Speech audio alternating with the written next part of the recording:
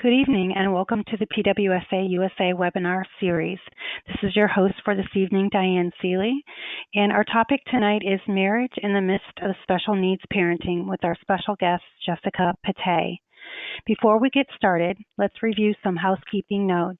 Please take a moment to write down the dial-in number and the access code for tonight's presentation should you become disconnected from the call.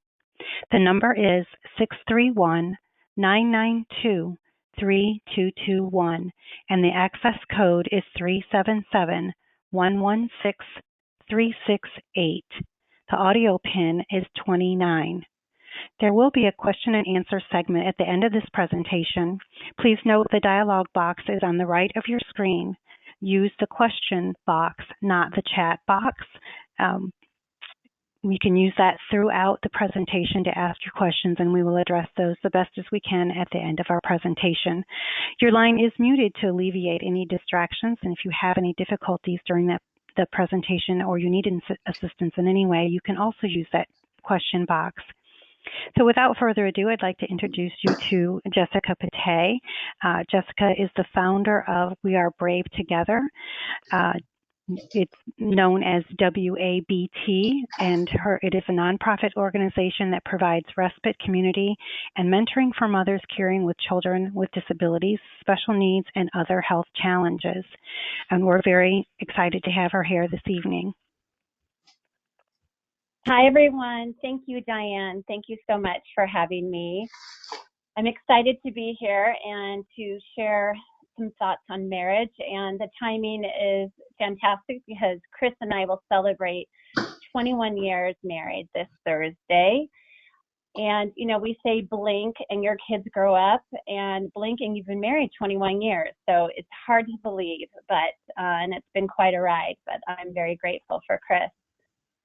So we have 3 children. We have Luke, who is 17. We have Ryan, who is 14, almost 15, our son with Prader-Willi syndrome. And we have Miss Kate, our daughter, who is 12. And my story about when Ryan was born and diagnosed is probably similar to some of yours. Born with low muscle tone, he didn't cry, he couldn't suck, he didn't wake up to eat, and we spent a month in the hospital not knowing what was wrong. And then about a week after we got out, our pediatrician called us with the news that he had the diagnosis of Prader-Willi syndrome. And like you all, we said, Prader, what? And we had no idea. And, but immediately it got plugged in to the Prader-Willi California Foundation and to the Prader-Willi Syndrome Association. And so right away, we knew we were not alone, although we were very scared and overwhelmed and worried and shocked, as I'm sure all of you have been through as well. And I want to share a little bit more about what happened after that. A year after Ryan was born, my mom was diagnosed with terminal lung cancer, and she came to live with us, and we cared for her, and she was gone 3 months later. And a few months later, after that, Chris's mom was diagnosed with lung cancer. And then we went through a 3.5-year roller coaster ride with her and her health, and we lost her as well in 2008. And we just seemed to get hit with crisis after crisis, I think Ryan's first 6 years. And I share that because some of you are probably feeling like you've been hit over and over again with crisis and loss. And I'm here to say you can climb out of it. There was a time I thought I would never stop operating in complete survival mode, but we're on the other side, and things have been stable for several years. You never know. Life does throw you curves, but we came out stronger and closer, Chris and I, for sure. Before we begin, I want to say that I recognize we have a spectrum of marriages represented here in this group. We've all brought our backgrounds and our histories into our marriages, and it makes marriage both beautiful and complex. In no way do I want to suggest this presentation today as a magic formula or imply in any way that I've had a perfect marriage. I am not a marriage therapist. I'm not a marriage and family therapist. And I told Diane I wanted to make sure she knew that and you all know that. We've had our struggles and we've come out stronger and closer. Do we bug each other? Do we fight or disagree? Yes, of course. Is it complicated? Yes. Am I a complicated woman? Yes. I just want to share some things that we've learned along the way of 21 years. And so grab some pen and paper, take notes if there's something that sticks with you, or if you have any questions or thoughts as we go. What I hope you'll remember from today is to talk to each other about everything. Talk to each other openly. Be explicit and specific about what you need and want from your spouse, or what you need and want for yourself. Be explicit and specific about what feeling supported and cared for and loved looks like, feels like, and sounds like. And make sure that you communicate that to each other. And listen to each other. So I want to start with the impacts that hit you when you receive the diagnosis. And these are things you've probably talked about. And I hope you've talked about. And if you haven't talked about, I encourage you to acknowledge together these impacts: grief, changes, your schedule, friendships, and the future. The first phase after receiving the diagnosis is grief. There's grieving, and there's an adjustment of family life expectations and dreams. And you and your spouse may respond differently to the news. This is okay. Talk openly about your feelings with each other and give each other the space to feel and to process. Grieving involves shock and denial, anger, embarrassment, disappointment, resentment, sadness, or even deep depression. Adjusting to the quote-unquote new normal takes time, a lot of time. Give yourself and your spouse this time. And one thing I always say to special needs moms all the time is know that the grief cycle is not linear, but cyclical. And it's the same for both partners. It is not something that you grieve and get over and move on and never experience any of the emotions that I mentioned before. It comes and it goes. I call it the wave. And expecting yourself or expecting your spouse to be over it for once and for all is not realistic, nor is it helpful. And I encourage you to be empathetic with each other and with yourself. So your roles have changed as parents. You're now special needs parents, and you are forced to define new roles to conquer and divide the seemingly insurmountable responsibilities. You're prioritizing and organizing doctors, therapists, you're navigating insurance, navigating the regional center or whatever state agency assists you where you are, and school IEPs. I encourage you to be specific about who's taking what responsibilities so that one spouse is not feeling responsible for all. And if you're a stay-at-home mom, it's very often very common and easy, natural for moms to take on everything. But if there's one thing that you can ask your spouse to assist with in those logistics and appointments, it's okay to do that. It's okay to do that. In our marriage, Chris helps with navigating insurance. It's not my skill set. He's much better at it. It stresses me out. He takes that on for me. So your schedule has changed. It seems completely ruled by the needs of your child. And there are seasons that this is true. It doesn't have to always be true. You do have choices, and I want to empower you that you are not a victim of your schedule. In your attempts to do everything you can for your child, it can be really easy to let that rule the family schedule.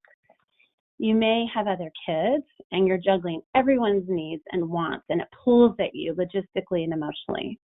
You wonder if you'll ever have breaks or time together. Will you ever have a date night or a weekend away again?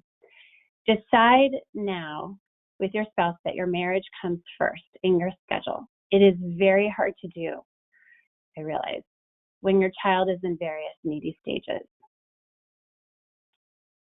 Friendships can change or alter as well when you are grappling with the diagnosis and you're in the early years. You might allow yourself, or you did allow yourself, some privacy after receiving the diagnosis. And you'll know when it's time, when the right time is to share with your boss, your neighbors, your extended family. For Chris and I, when Ryan was first diagnosed, our knee-jerk reaction for about 24 hours was, we are not going to tell anybody the diagnosis. We're not going to label Ryan. We had family members kind of swaying us in that direction, and so we thought, nope, we're not going to say anything. Even though everybody around us knew that we had been in the hospital for a month, knew something was going on serious. Well, then one of my best friends took us aside and said, are you sure you want to do that? Because you will isolate yourself and you will alienate the people who want to love you and love Ryan and love your family and be there for you. This is lifelong. This is not something small that can be tucked away. Are you sure you want to do that? And she really encouraged us to be open.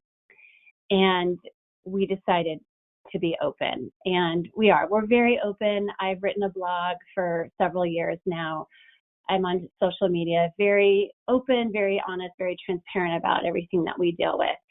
Everyone doesn't have to do that, but you and your spouse decide who you want to share, how much you want to share.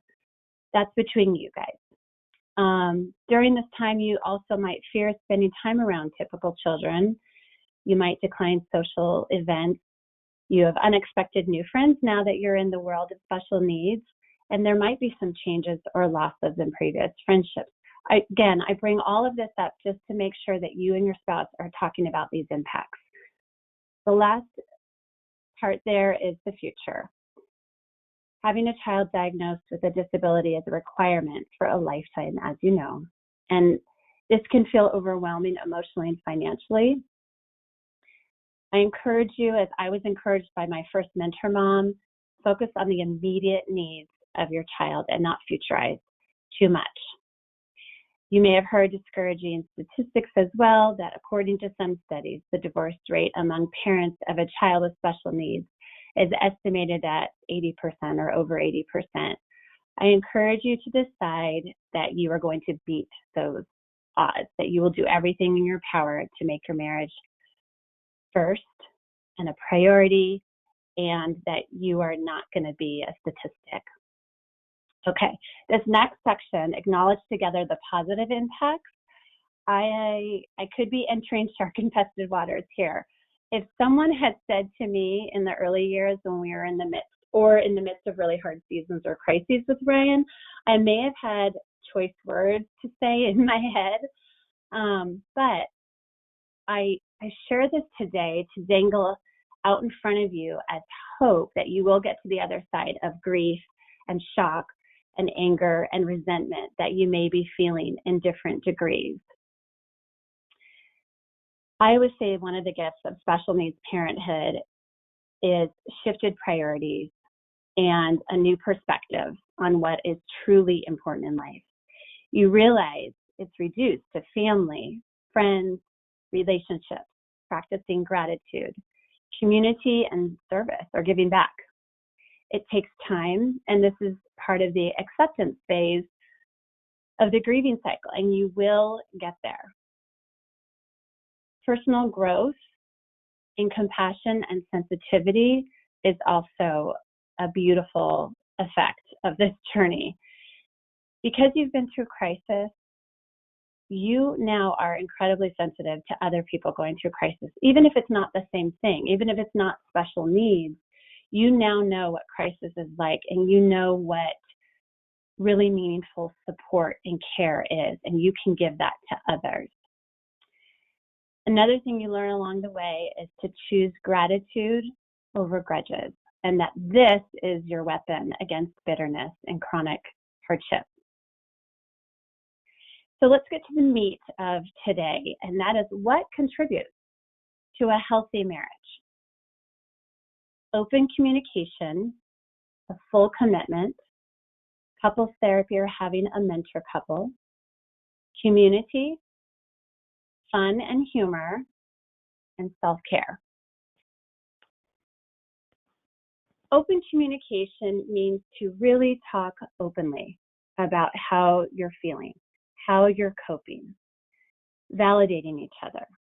It's okay if you are grieving or feeling differently. You don't have to be exactly on the same page in terms of how you're responding, but it is important that you try to understand each other and validate each other. You'll hear this phrase over and over: be explicit and specific about each other's needs and wants. Be really, really honest in a loving way. This is probably a tool that we got from couples therapy more than anything that is so practical. Besides, after working through some of your own stuff, a very, very practical tool in keeping the communication lines open. Sometimes we're afraid to be really honest with our spouse about what we need or want for fear of hurting the other person. But then needs go unmet, and that can cause its own spiral. Be very specific about what support looks like, sounds like, and feels like for each of you. For example, Chris always attends the IEPs with me. I feel very supported by him. I feel like I'm not alone. So he comes with me, takes off work, takes off a morning, and he is always there at IEPs with me.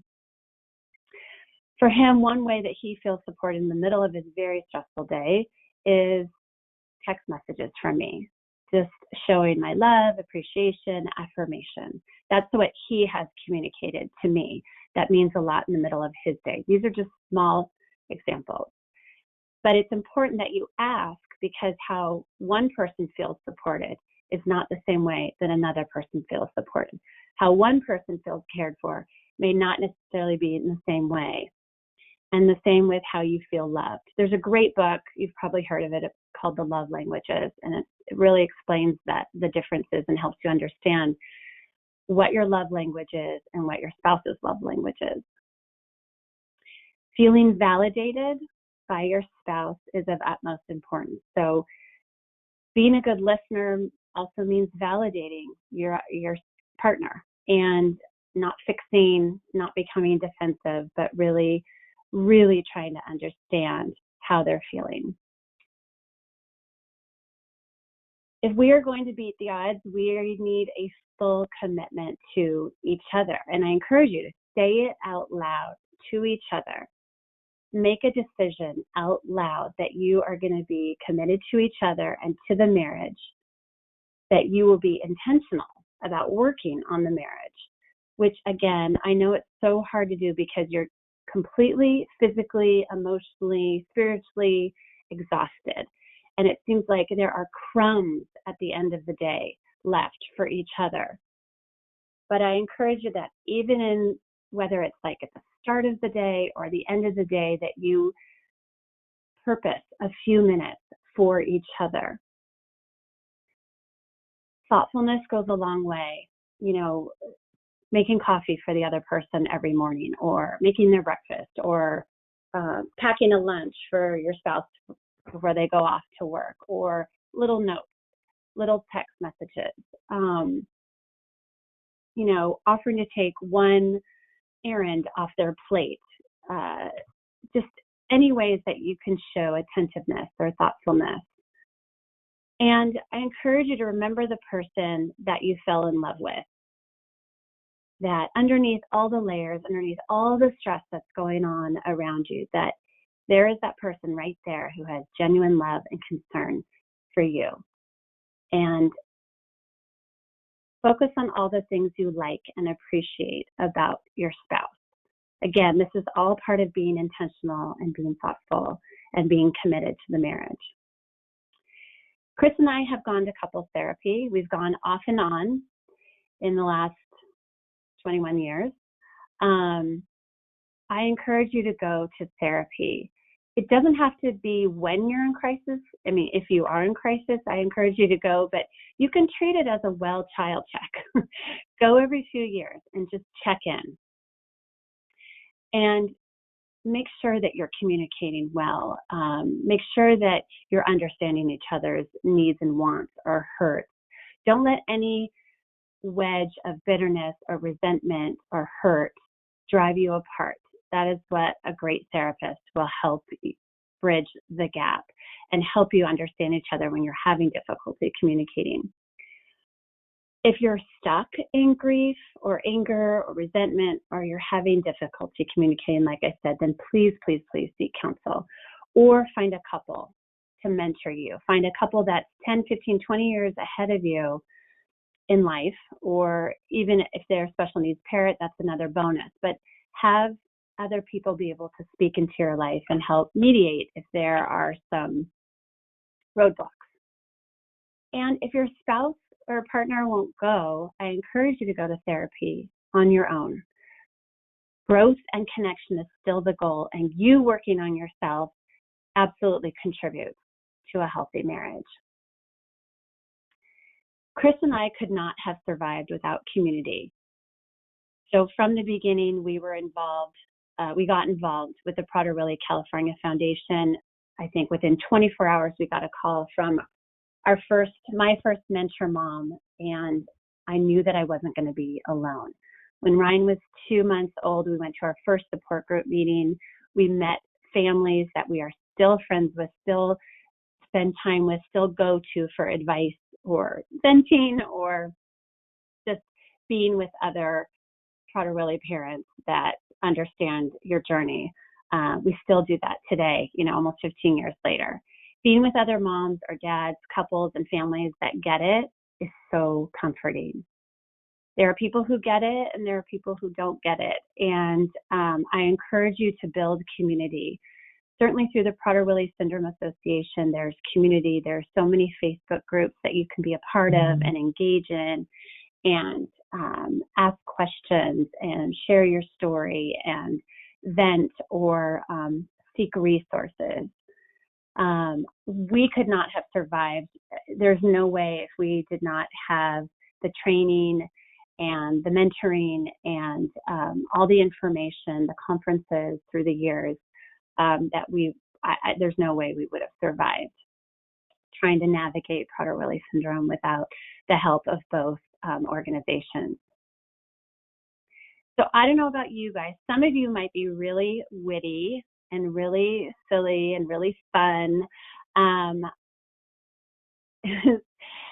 Chris and I are not like super funny comedians with each other. Our son Luke is really witty and he brings a lot of lightness and humor. I encourage you to find humor in your everyday life. I encourage you to not take everything so seriously all the time. We have to laugh. We have to be playful. Play practical jokes on each other or on your kids. They will get a kick out of it.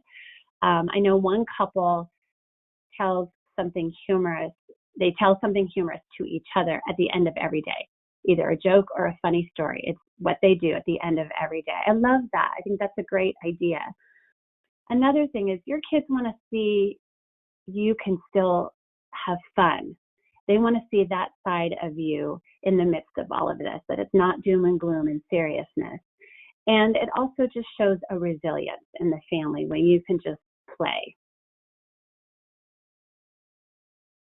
The last thing there's so many things we could talk about today that contribute to a healthy marriage, but the last thing that I'm speaking on today is self-care versus self-comfort. And there is a difference, and this to me was life-changing. I just read this in the last year, and self-comfort are those kinds of things like eating, drinking, shopping, pampering, getting a massage, TV, binge watching Netflix or Hulu. Not that those things are in and of themselves bad. They certainly, to an extent, can be used as an escape from your stress. And the thing about self-comfort practices, those things that I mentioned, they do not sustain you for the long haul. It's very, very short term. Self-care practices are things like a creative outlet, a hobby, exercise, yoga, meditation, prayer, time alone even can really be, for some people, solitude is really critical to just being away from noise, being away from people. Journaling is a great practice, or having a gratitude journal and writing in that every single day, 3 things that you are grateful for and why you're grateful for. That's a great practice. And again, it really, really helps to shift your mind and shift your heart and shift your feelings about life when you're living with chronic stress. So I encourage you to build in practices, if you're not already, to build in practices of self-care. And if you're not, it's not too late ever. And I encourage you to ask each other and accommodate each other for these practices of self-care. Schedule it if you have to. Chris and I sometimes will schedule a sitter just to make sure that each one of us can get some exercise. Whether we do that together or separate or whatever, it's critical for our well-being to have exercise every week, and or more than once a week. And so we make it a priority. We schedule it. We, tag team so that each one of us can build that into the schedule. And then our quote at the end here, I love: the greatest gift you can give someone is your own personal development. I used to say, if you take care of me, I will take care of you. Now I say, I will take care of me for you, so you can take care of you for me. I like that because it's really important that we do work on our own stuff and build in these practices of self-care that bring spark and bring joy and bring a sense of calm into our life, because it just oozes and overflows to our spouse, and it oozes and overflows to our children. I just want to thank you all so much for taking the time to listen today. I know it's a lot of information, and you taking the time today means that you care about your marriage, and I so applaud you. I hope that you can take away this with you: the importance of being explicit and specific about your needs and wants, your hurts. Be explicit and specific about how you want to be loved and cared for and supported by your spouse. Thank you so much. If you have any questions, we'll take questions.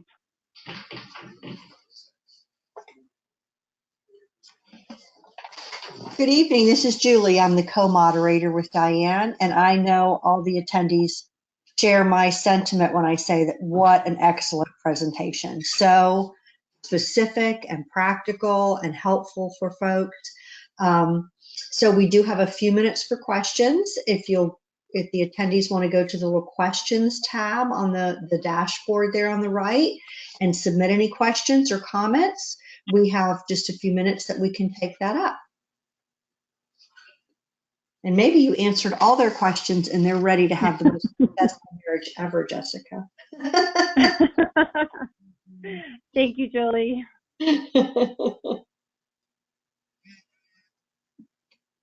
We'll give this a couple minutes and see if we have any questions.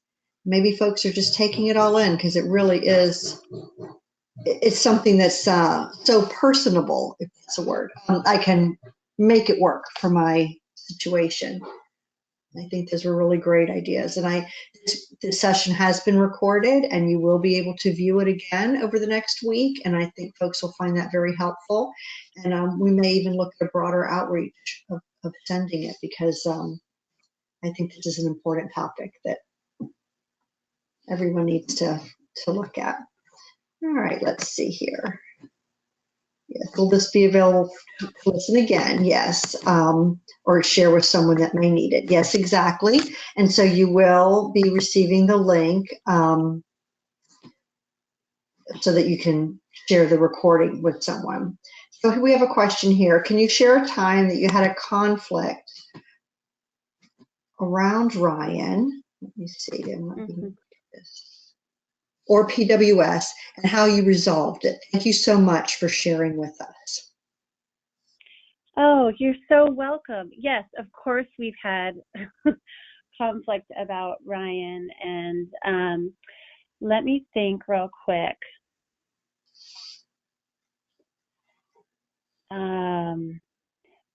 Certainly in certain situations when it's sort of on the spot, where Ryan, we were at a family get together and Ryan was handed more food than he should get. And I feel that panic feeling.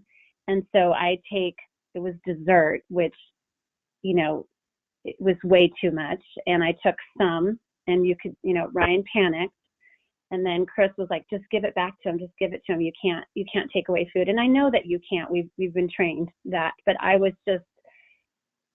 just couldn't believe that he was, handed this large dessert, and I didn't want him to have it. I didn't want him to have all of it. And it was really a quick exchange and looks exchanged in the moment. And, knowing that you really can't take away food once it's been presented, because then, you will be having a meltdown for hours, not in your home. I gave it back. So that's like really super small example. I'm going to give you a bigger one. Last spring break a year ago, we were out of town, family of 5. We were going to be gone for 4 nights, 2 nights in one location, 2 nights in another location.